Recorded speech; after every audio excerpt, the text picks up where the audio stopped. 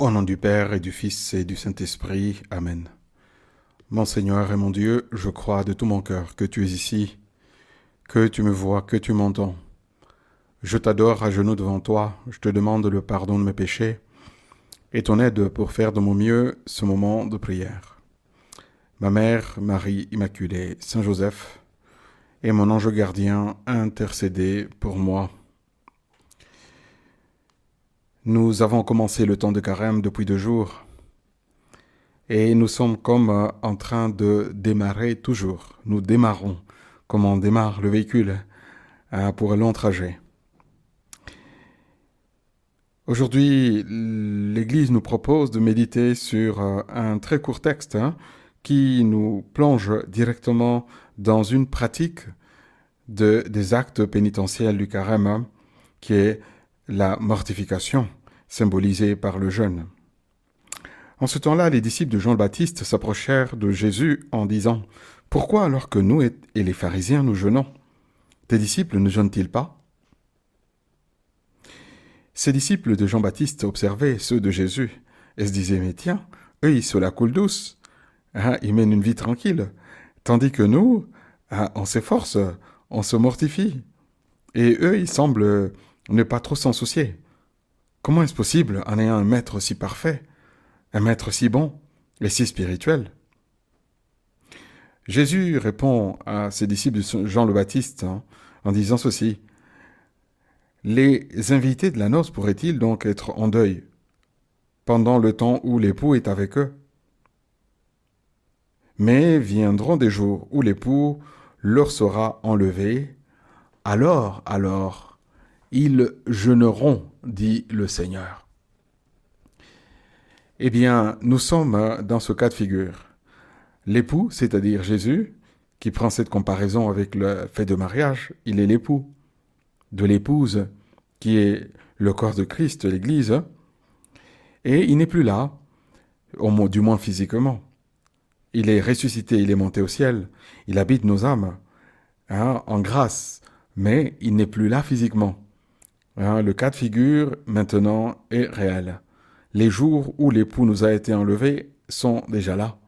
Alors, nous pouvons et nous devons nous entraîner à purifier nos cœurs par le jeûne et la mortification, à l'exemple des disciples de Jean le Baptiste.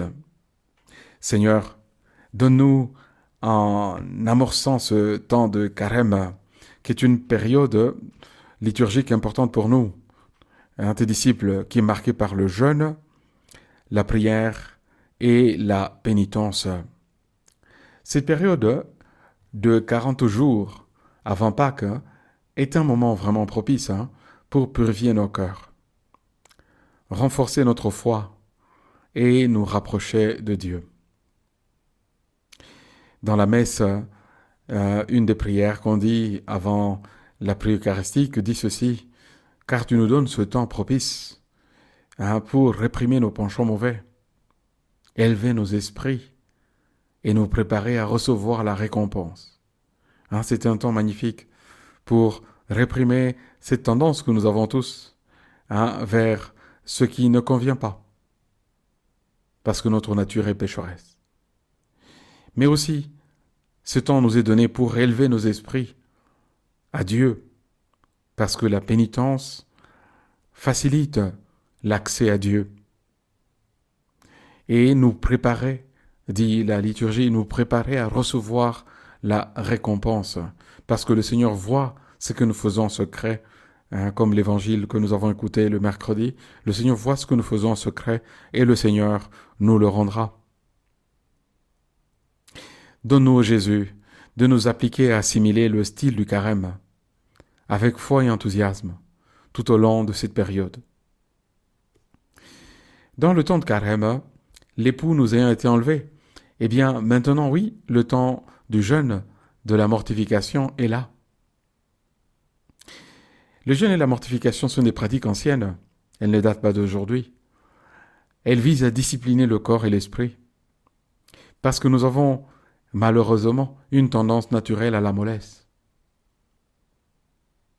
Donne-nous au Seigneur de pratiquer ce jeûne en particulier, en réduisant volontairement la quantité de nourriture que nous aimerions. Tandis que la mortification est plus large que le jeûne. Elle comporte divers actes de renoncement et de sacrifice qui peuvent aller du fait de supporter la conversation avec quelqu'un qui est un peu de caractère difficile, à l'effort pour, par exemple, arriver à l'heure à nos rendez-vous ou à tenir nos engagements. Tout cela, on peut l'englober dans le sac de la mortification, dirions-nous.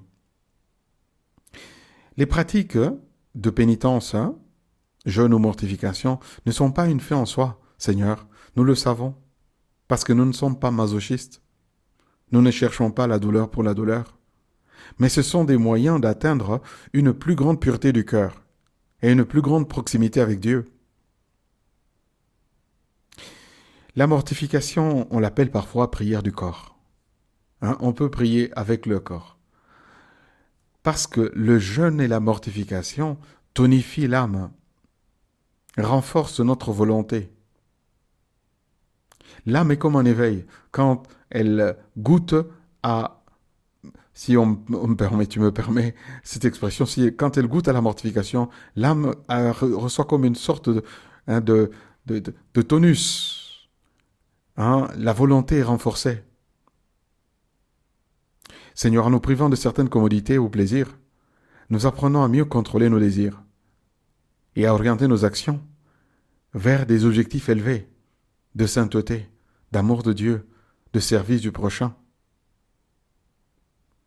Oui, quand on se laisse aller à la mollesse, à la vie trop facile, alors parfois cela entraîne aussi en même temps que notre regard intérieur se ferme sur la volonté de Dieu, ce que Dieu est en train de nous demander, ou sur les besoins de notre prochain. Donne-nous, Seigneur, de discipliner notre corps pendant ce temps de carême pour nous détacher des choses matérielles et concentrer notre attention sur les réalités spirituelles. Et Seigneur, toi, tu nous précèdes sur ce chemin.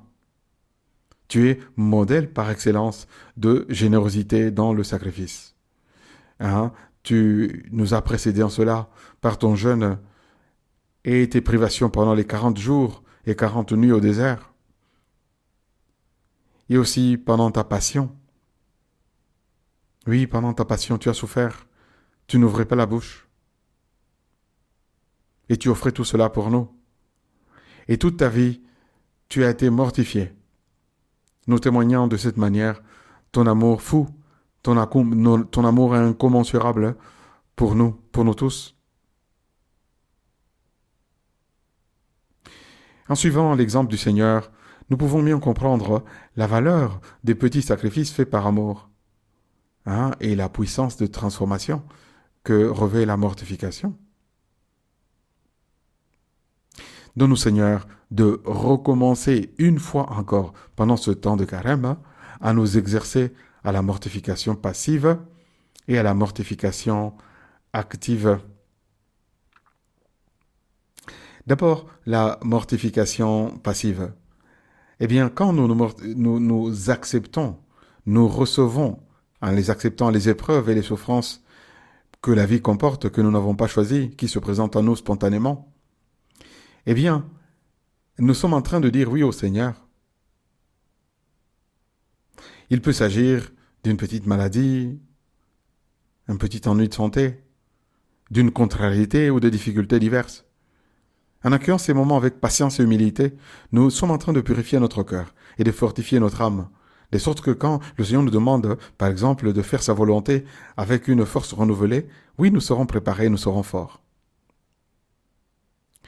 La mortification active, par contre, c'est aller au-devant de manière libre, aller au-devant du sacrifice en nous privant, en renonçant à certains plaisirs ou conforts qui sont tout à fait légitimes. Mais là, on le fait par amour de Dieu. Et alors, ces plaisirs et conforts qui sont légitimes, ça peut être privation de nourriture, acte de charité à l'égard du prochain, effort pour travailler avec entrain jusqu'au bout à mener avec entrain jusqu'au bout nos tâches. Seigneur Jésus, nous sommes dans ce temps de carême, un temps où tu nous attends. Oui, tu nous attends. Comme Simon de Cyrène, tu veux que nous puissions porter un peu la croix et t'accompagner. Et nous savons que sur le chemin, aussi, il y a la Vierge Marie. Nous pouvons compter sur son aide. Maintenant que l'époux nous a été enlevé et que l'Église nous invite, allons-y avec un enthousiasme spirituel. Oui, enthousiasme spirituel pour porter avec nous ces doux fardeaux du Christ qui est aussi la pénitence, qui facilite après la conversion intérieure et l'attention aux choses de Dieu et des autres. Je te remercie, mon Dieu, des bonnes résolutions, des beaux désirs et des inspirations que tu m'as communiquées dans ce moment de prière. Je te demande de m'aider à les mettre en pratique. Ma Mère Immaculée, Saint Joseph, mon Père et Seigneur et mon ange gardien, accompagnez-moi toujours en chemin.